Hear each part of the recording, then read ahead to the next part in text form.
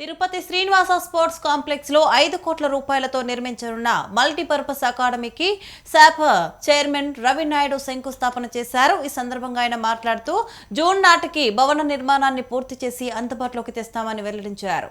ఈ అకాడమీలో weight lifting hall తో పాటు క్రీడాకారులకు వసతి గదులు ఏర్పాటు చేస్తున్నట్లు తెలిపారు.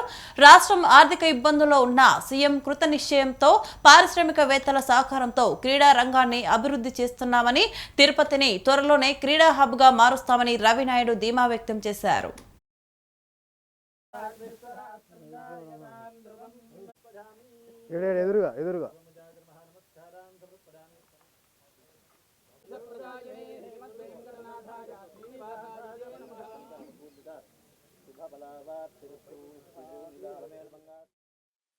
ఈరోజు తిరుపతి శ్రీనివాస స్పోర్ట్స్ కాంప్లెక్స్లో పర్మనెంట్ వెయిట్ లిఫ్టింగ్ అకాడమీ, అదేవిధంగా టెన్నిస్, బ్యాడ్మింటన్, జూడో అకాడమీకి బిల్డింగ్కి భూమి పూజ చేయడం జరిగింది.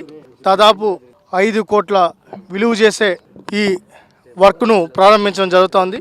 మీకు గతంలోనే చెప్పాను సార్, నేను శాప్ చైర్మన్గా బాధ్యతలు తీసుకున్నాక తిరుపతిని క్రీడా హబ్గా మార్చడానికి సాయి శక్తులారా ప్రయత్నిస్తున్నాం.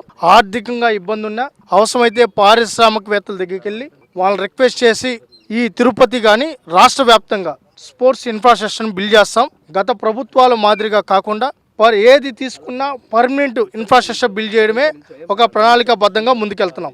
మీరు చూసే ఉంటారు, 2002లో ఇప్పటి ముఖ్యమంత్రి, అప్పటి ముఖ్యమంత్రి గౌరవ ముఖ్యమంత్రి చంద్రబాబు నాయుడు గారు ఈ శ్రీనివాస స్పోర్ట్స్ కాంప్లెక్స్ని ఆ రోజు శంకుస్థాపన చేసి ప్రారంభించడం కూడా జరిగింది. ఈరోజు ఈ శ్రీనివాస స్పోర్ట్స్ కాంప్లెక్స్ ద్వారా అనేక మంది క్రీడాకారులు తయారై ఈరోజు జాతీయ స్థాయిలో, అంతర్జాతీయ స్థాయిలో రాణిస్తున్నారు. అదే పరిస్థితిలో ఈరోజు మనకు బాగా వెయిట్ లిఫ్టింగ్ బెస్ట్గా రాణిస్తున్నారు, మెడల్స్ వస్తున్నాయి. ఈరోజు ఖచ్చితంగా ఒలింపిక్ స్థాయికి గతంలోనే మనం చూసాం. కర్ణం మల్లేశ్వరి గారు వెయిట్ లిఫ్టింగ్ నుంచే ఒలింపిక్స్లో మెడల్ సాధించి ఈ రాష్ట్రానికి, తెలుగు జాతికి గర్వకారణంగా నిలబడ్డారు. ఆమె స్ఫూర్తితోనే, ఆమె పేరుతోనే ఈరోజు మళ్ళీ వెయిట్ లిఫ్టింగ్ అకాడమీని తీసుకొని వస్తున్నాం. ఈరోజు దానికి సంబంధించి G+2 గ్రౌండ్ ఫ్లోర్ పూర్తిగా వెయిట్ లిఫ్టింగ్ ఉంటుంది. ఈరోజు మన దేశంలో పటియాలా తర్వాత అంత పెద్ద వెయిట్ లిఫ్టింగ్ సెంటర్ తిరుపతిలోనే ఉంటుంది.